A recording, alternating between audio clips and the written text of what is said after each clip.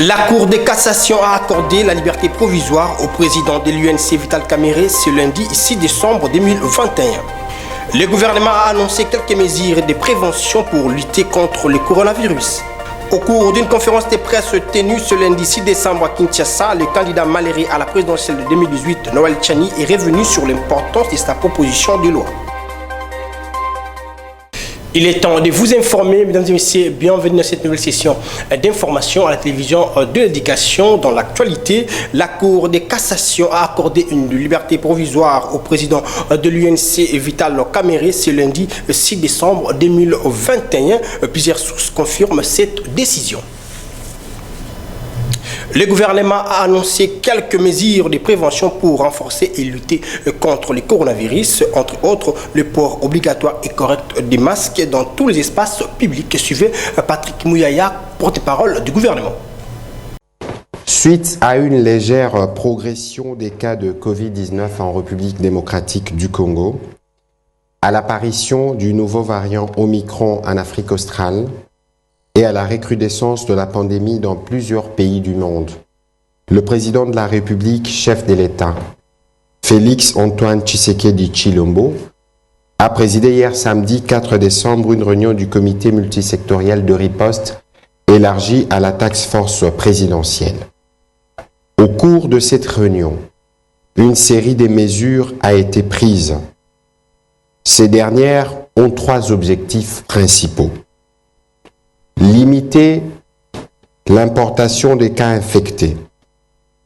Limiter l'importation des variants dangereux. Augmenter la couverture vaccinale dans les populations cibles. C'est ainsi que les mesures de prévention suivantes ont été mises à jour et renforcées. 1. Le port obligatoire et correct des masques dans tous les espaces publics, notamment les lieux de travail, les écoles, les lieux de culte, les commerces, les banques, les lieux de déroulement des activités sportives, les universités, les hôpitaux, les transports publics, les restaurants, les établissements d'hébergement et tous les édifices publics. Il s'agit d'un masque sans ventilation, fabriqué en tissu ou en matière jetable, qui s'ajuste étroitement sur le visage, couvre le nez, la bouche et le menton, destiné à empêcher la contamination par une proximité ou contact entre personnes. Les accessoires en tissu des types bandana, écharpe ou foulard ne peuvent plus être assimilés à des alternatives au masque. 2. Le renforcement des dispositifs de contrôle et de prévention à chaque entrée d'un édifice public, impliquant la prise de la température corporelle, le lavage de mains à l'eau et au savon et ou l'application des gels hydroalcooliques. 3. Les stricts respects de la distanciation physique en tout lieu. 4.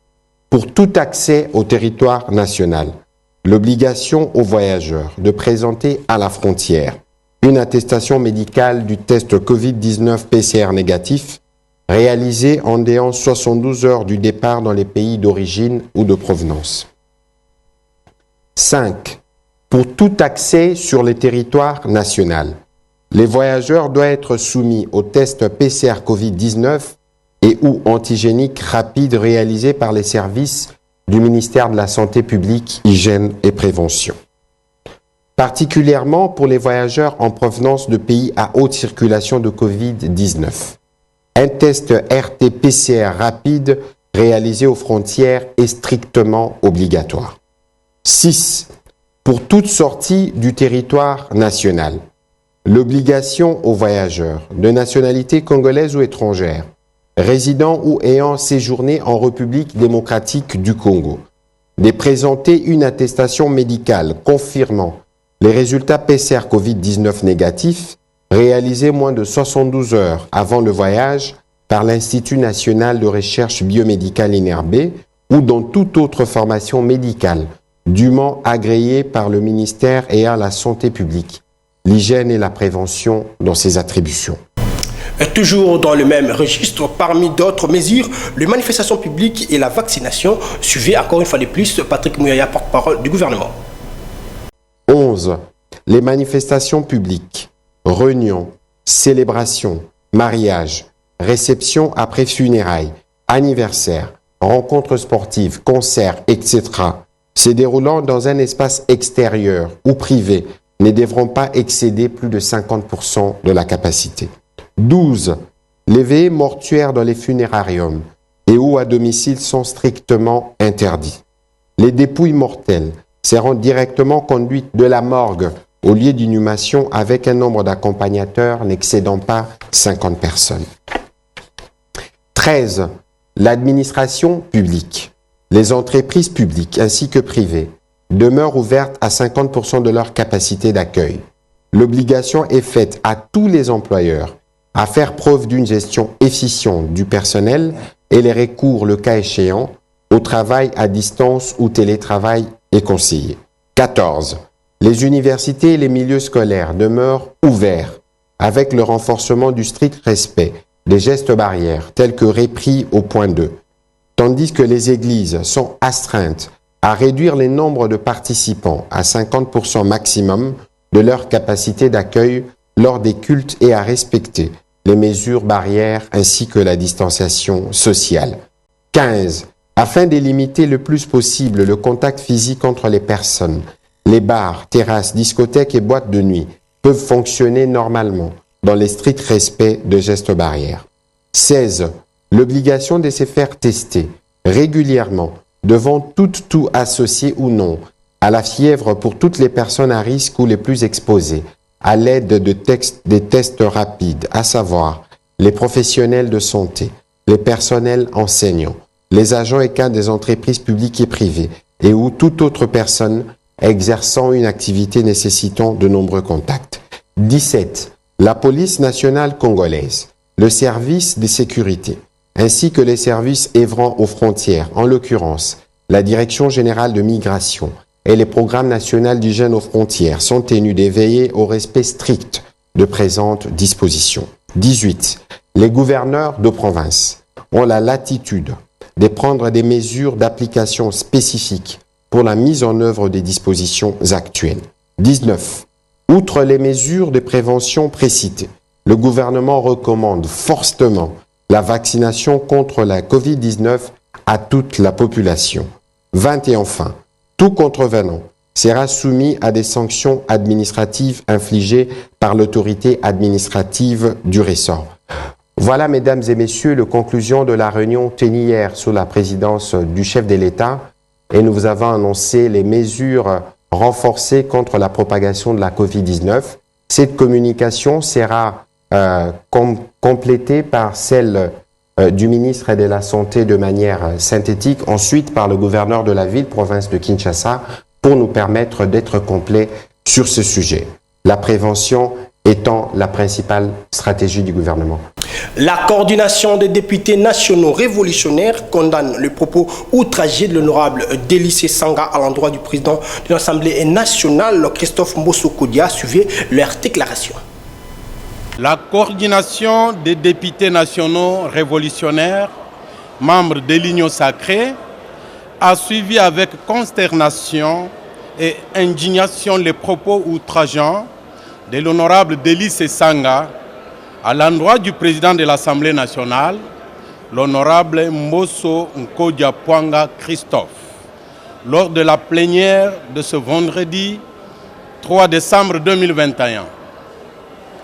Les propos désobligeants tenus par les collègues Sanga, du reste récidivistes, jettent systématiquement de l'opprobre et du discrédit sur l'image des marques de l'Assemblée nationale et portent atteinte inexorablement à la dignité et à l'honneur des élus du peuple, lesquels sont tenus au devoir de probité et de délicatesse.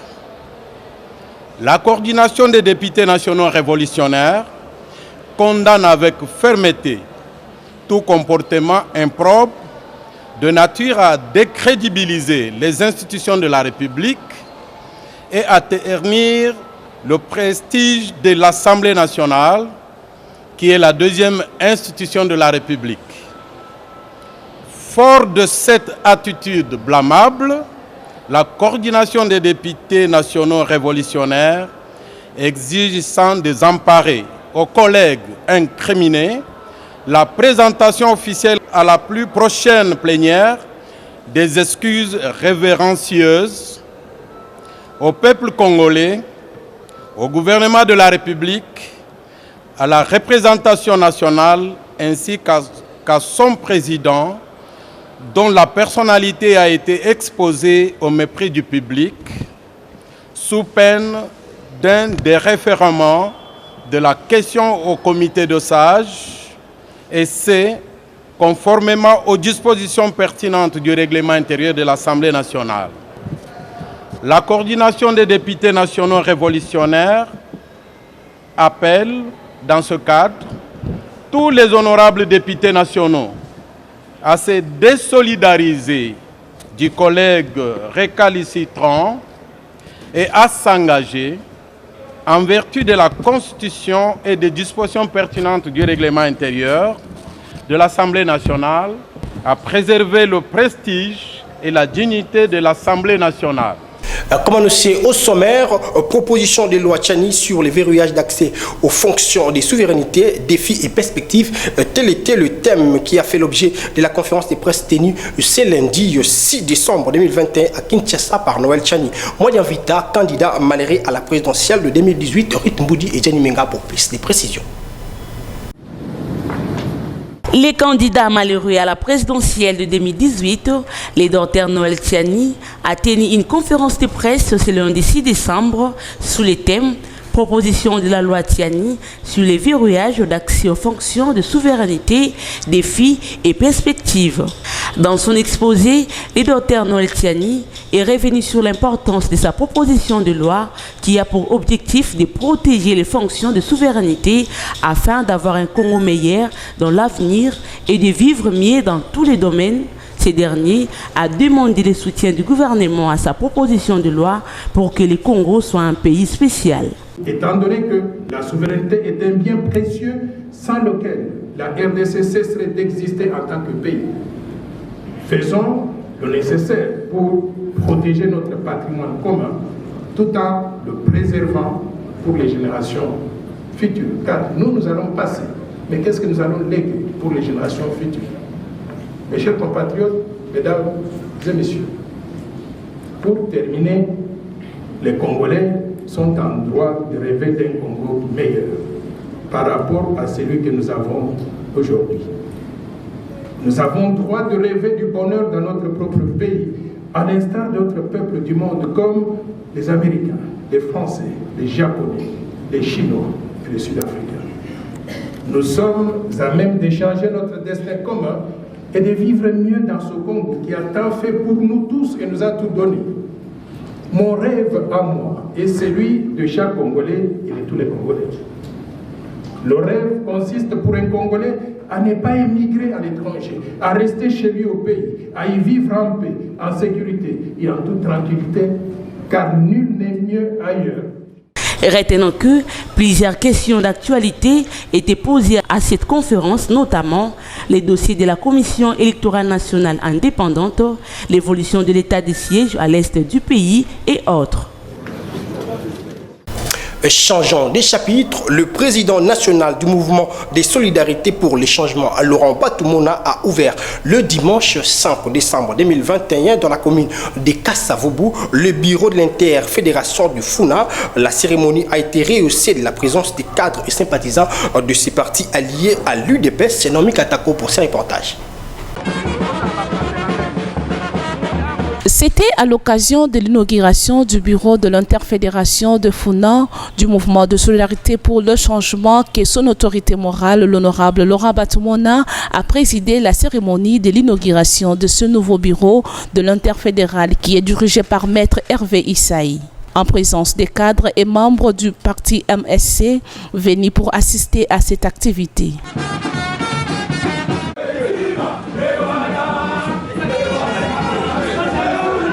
Pour le président interfédéral du mouvement de solidarité pour le changement FUNA, Maître Hervé Issaï, s'est dû être content de la réalisation de cette œuvre pour l'accomplissement de la mission qui lui a été confiée par son autorité morale, l'honorable Laurent Batoumona Diatabao.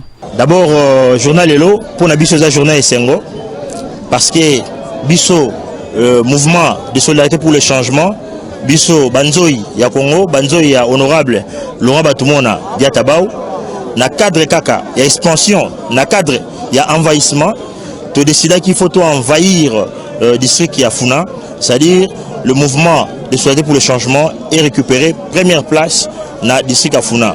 C'est-à-dire Funa, ceux qui Funa Zalara, na ba député Boyebi 12 ou 13, Biso, Tozui, Ndela, Tokati, Ndai, Tobike, Tokati, Ndai, Tolobike, Biso, Tozo au moins 10 députés à la Funa, dans le mois de solidarité pour le changement.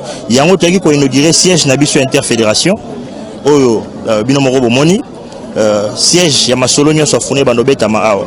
Et à partir, il y a Binomoro Bomoni, cérémonie de démonstration. Donc, à partir, il y a inauguration à l'élo, Funa et Okende, Likolo, na MC, Mouvement de solidarité pour le changement. Signalons que, désormais, l'interfédération du MSC district de Funa a son bureau opérationnel sur croisement Assosa-Banania, référence terrain Assosa, dans la commune de Kassavubu. Les forces politiques et alliées à l'UDPS ont organisé le week-end dernier à Kinshasa une journée de soutien aux institutions de la République. Cet événement a été marqué de la présence du PNRD et parti cher au professeur Koutoumissa Kyota. Suivez ses commentaires des copains Koutoumissa. La grande journée patriotique a vécu ce week-end à Kinshasa et dans d'autres provinces de la République démocratique du Congo. Organisée au siège des forces politiques et alliées à l'UDPS situé au boulevard Triomphal, cette grande journée a connu la participation de tous les mouvements citoyens, associatifs, des personnalités politiques ainsi que des partis politiques qui composent ces regroupements, notamment le Parti national du renouveau pour le développement PNRD, dirigé par les grands sages et figures emblématiques du Grand Bandundu, à savoir le professeur Omer Koutoumissa Kyota. Cette journée avait pour ultime objectif soutenir à tous les niveaux les institutions de la RDC et les forces armées de la République démocratique du Congo FARDC qui ne cessent de défendre les frontières du pays face aux groupes armés étrangers, nationaux et les terroristes qui piétinent la quiétude des Congolais vivant à l'est du pays. La situation à l'est de la République démocratique du Congo requiert à ce jour la détermination du peuple congolais pour mettre un terme définitif au massacre injuste qui se passe dans ces coins-là. En même temps, il y a le social de la population, il y a plusieurs problèmes auxquels il faut absolument trouver solution. Et nous avons donc l'obligation de nous mettre debout, de soutenir les institutions afin de trouver des solutions à tous ces problèmes. Et cela requiert, comme on l'a dit, la détermination de toute la nation, la détermination de toute la patrie derrière le président de la République, Félix Antoine Tshisekedi Tshilombo, eh bien pour que nous puissions trouver définitivement solution à tous ces problèmes qui se posent dans notre problème. C'est à ce titre qu'aujourd'hui, nous avons dit, nous allons nous réunir au sein du FPAU pour lever notre voix, pour dire, Monsieur le Président de la République, le FPAU, le PNRD du professeur Koutoumissa, tous nous sommes derrière vous pour relever ce défi. Venus de tous les coins de la capitale, les militantes et militants du PNRD, autour de leur secrétaire général, Maître Blaise Franklin Iboula Moukelenge, de ses adjoints Ali Kwetu Kadila, Martin Luemba et les présidents de la Ligue des jeunes, Clément Loukoro, le PNRD a démontré sans faille qu'il reste un allié traditionnel de l'UDPS. Les révérends Dodo Kamba, représentant de l'église des réveils au Congo, va désormais diriger la plateforme des confessions religieuses après que l'église catholique et l'église du Christ au Congo aient suspendu leur participation au sein de cette plateforme de la société civile. Interrogé à ces sujets, Paul Kabeya, acteur de la société civile, a appelle la plateforme des confessions religieuses à plus d'exemples. Pour cette fin, je vous laisse suivre Paul Kabeya au micro d'Agathe Mizi. La SENCO est dans ses droits de se retirer de la plateforme confession religieuse. De même, ceux qui sont restés, c'est toujours au nom de la liberté d'association qu'ils exercent leurs droits. Mais l'idéal était que tous voient dans la même direction, et quand chacun va se retirer, ça sera un ensemble vide, c'est-à-dire que la plateforme n'existera pas. C'est cela. Donc nous pensons qu'on ne sait pas, en tant qu'acteur de la société civile, obliger les gens à rester ensemble. Au nom de la liberté d'association, au nom de la liberté d'expression, chacun peut apprécier. Donc, dans la vie, il y a des moments où on est chez ses parents, on est ensemble, et il y a des moments où on s'est construit la vie autrement. Mais l'essentiel, c'est que là où on est, qu'on préserve l'éthique, qu'on s'investisse pour le bien-être de la population, qu'on contribue à un processus électoral crédible, transparent, apaisé. Donc, pour moi, c'est ce qui est essentiel. Les restes, bon, ce sont des opinions ou des positions de pères spirituels. Ce sont des positions peut-être doctrinales, comme la SENCO l'a dit, mais bon, je pense qu'on ne peut pas en faire tout un problème. Mais tout ce que moi je peux demander à nos pères spirituels, de trouver des passerelles, des collaborations pour donner, pour booster l'amélioration de notre processus électoral. Célébration le dimanche 5 décembre 2021 de la journée mondiale du volontariat. Une délégation de femmes de Kinshasa a visité le malade de l'hôpital général de référence de Kinshasa, ex-Mamayemo, Gilia Kounodi, pour les détails. À l'occasion de la célébration de la Journée internationale du volontariat, une délégation de femmes de la capitale a pensé aux malades de l'hôpital général de référence de Kinshasa, ex-Mamayemo, en les remettant un lot important de vivres, ajouter les pannes pour permettre à ces derniers de bien passer le période de fête de fin de l'année. C'est par rapport au mois des festivités, nous avons voulu venir assister nos frères et sœurs malades. Des mamans Kalibilembe et Tadisro Félina aussi. Mais les noms du Souri, ça s'appelle l'entraide. On n'attend rien, nous sommes apolitiques. Pour les gens de bonne volonté, s'ils peuvent nous aider, ils sont des bienvenus. D'abord est tombé journée internationale et volontariat. Donc, oyo ba volontaire nyos bazo sala. Donc, tobimi ba volontaire na kati ya Congo pour na ko sali sabatu pour na ko pesa puisque ezali lisungi d'abord elobi ete to sunga na to sali sala. Lisungi ezaka ate to ke nota la pe libanda to sunga na pe na kati na biso. Donc yango toye to bandi tozo banda na ba hôpitaux na ba orphelinat pe to kende monde mobimba pour na ko sunga. Retenons que la Journée internationale du volontariat est célébrée cette année sous le thème de volonté avec les actes. Ensemble, nous allons soutenir l'émergence du Congo. Dans les mêmes registres, expliquer le rôle et l'importance des banques pour le développement du pays, tel était le thème exploité le week-end dernier à l'occasion de la Journée internationale de banque. Une fois de plus, Gilia Kounodi. Cet atelier organisé le samedi 4 décembre au Jardin zoologique dans le cadre de la célébration de la Journée internationale de banque, une activité qui a permis un échange entre les experts des banques et la population sur le fonctionnement de ces institutions monétaires. Sur ce qui concerne les taux d'intérêt et autres points importants. La banque c'est fait étant commerçant, c'est comme un commerçant. Quand il regarde son argent, quels sont ses intérêts en regardant ses argent? Et ça, c'est une stratégie, comment je vais dire, pratique que je peux vous dire.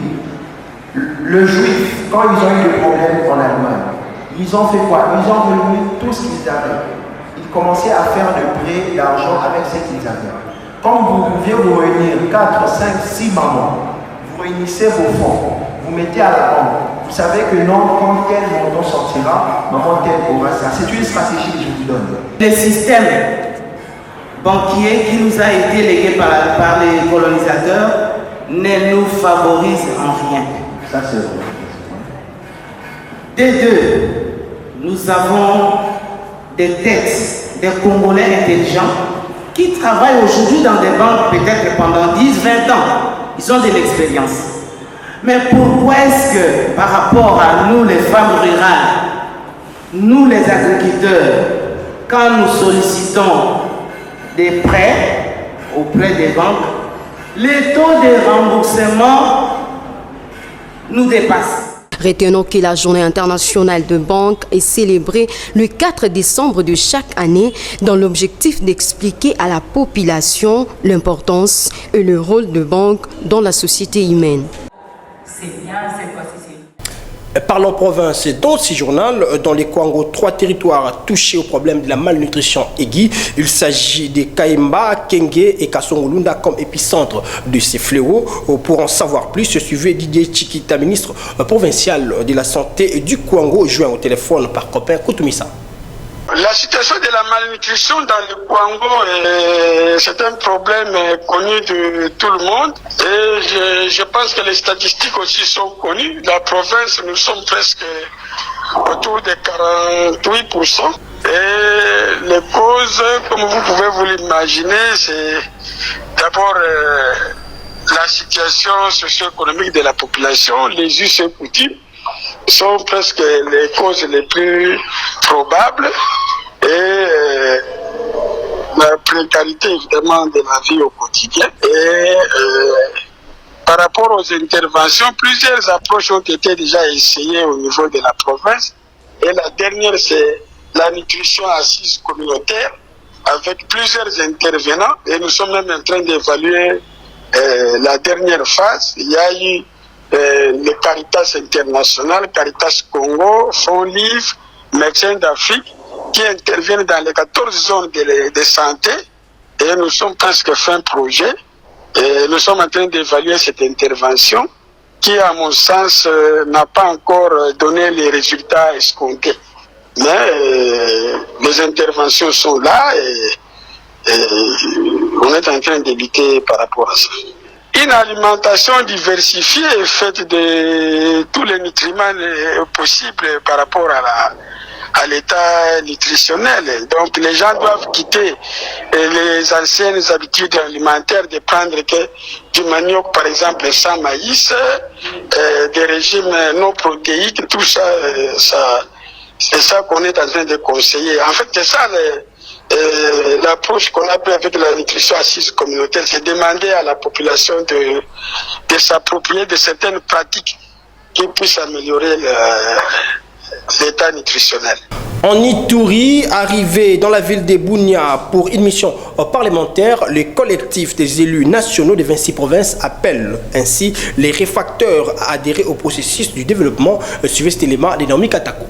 Dans le but de soutenir les actions de FRDC dans la province de l'Ituri, que ces collectifs de députés nationaux ont ce jour à Bunia pour encourager les forces loyalistes engagées dans le théâtre des opérations et appellent les groupes armés à déposer les armes, de rentrer dans la bonne voie.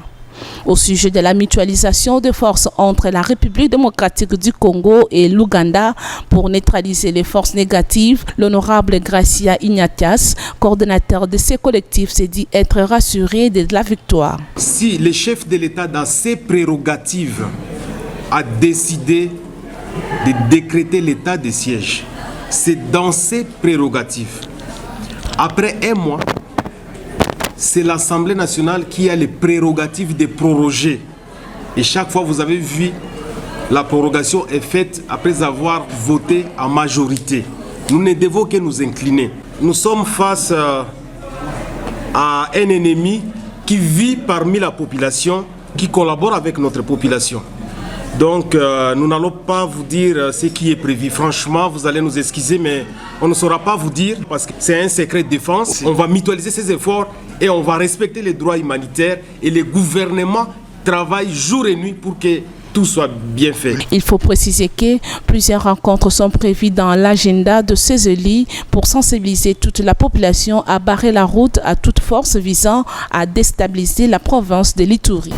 Toujours en province, le député provincial Bavon Bouyi est revenu sur les raisons ayant motivé l'interpellation de la gouverneure AI du Kasaï oriental, Jeannette Longamou-Swamba. Ainsi, suivez-les au téléphone de Johnny Limbouyi. Je suis d'ailleurs l'auteur de cette interpellation, mais une interpellation, c'est une demande de formation. Il n'y a qu'après, si l'information n'a pas été bien donnée, que notre règlement intérieur nous autorise à aller vers soit des recommandations ou soit des motions. Donc, la maman a été interpellée. Il est venu présenter par son moyen de défense des informations que nous n'avons pas jugées satisfaisantes. Et nous nous sommes dit les informations qu'elle nous a données parce qu'il y a beaucoup de sanctions financières tout autour de l'action du chef de l'État et tout ce qu'il est en train de faire dans la phase électorale qui est la province du Kasaï oriental. Comme la maman n'avait pas encore travaillé et aujourd'hui ça fait plus de 7 mois qu'elle est à la direction de la province et que beaucoup de projets sont entamés dans la province, il faudra au préalable que notre mission régalienne de contrôle puisse être effective et que nous puissions, parce que la commission d'enquête ne pourra donner le rapport qu'à la plénière qui activera. Ça ne sera pas ça parce qu'il y aura des recommandations. Même s'il faudra déférer les gens devant la justice, on le fera. En société, pour boucler complètement cette session d'information, les usagers de l'axe routier Kimwenza Victoire dans la commune de Kalamou lancent des cris d'alarme aux autorités quant à la suite réservée à ces travaux. Divine Piantela pour plus de précisions. Le ralentissement des travaux de réhabilitation de l'avenue Kimwenza dans la commune de Kalamou continue de rendre difficile la circulation dans les coins de la capitale, le jour comme la nuit. Comme vous pouvez les constater sur les images, des Capella allant vers le rond-point ESO, la route est impraticable. Le trou creusé par la société et commise à la réalisation de ces travaux s'est transformé en bassin d'eau, ne permettant pas la circulation de véhicules et de piétons dans cette partie de Kinshasa. Banda babanda kotimbola ba makasi na kotimbola na musala ba osala te na tozo futa ba mo ba taxi so ba kanjo ba 200,000 mais to mona musala moko te ba makasi taboza kotimbola te timbola boule ko mi passe ko bido po même po ka ko olongwa kimonzo bima victoire mais faut voir faut côté donc on dit que so ko tumoka lio victoire papa inondation moi qui vous faut vous les bêtis ba kando boucher ba plastique oh non c'est de bêtis maman que chef de l'état vraiment revoir vraiment camerounais vraiment de la personne installée comme vraiment marche pour moyen de transport vraiment to kokate comme quand il y a moto to dépasser là monsieur bimi faut préparer 10 000 à transport en moto pour 2000 ainsi. Il faut noter que les travaux de réhabilitation de l'avenue Kimwenza exécutés par l'OVD dans le cadre du projet ABC devraient se faire en 6 mois. À nos jours, ce dernier a dépassé les délais. Mesdames et messieurs, fin de cette session d'information. Tout d'abord, rappelons les titres. La Cour de cassation a accordé la liberté provisoire au président de l'UNC Vital Kamerhe ce lundi 6 décembre 2021. Le gouvernement a annoncé quelques mesures de prévention pour lutter contre le coronavirus. Au cours d'une conférence de presse tenue ce lundi 6 décembre à Kinshasa, le candidat malheureux à la présidentielle de 2018, Noël Tchani, est revenu sur l'importance de sa proposition de loi. C'est d'ici que prend fin complètement cette session d'information. Si vous avez aimé, dites merci à la grande équipe rédactionnelle de la télévision d'éducation. Prenez soin de vous car chaque jour est une vie. Au revoir.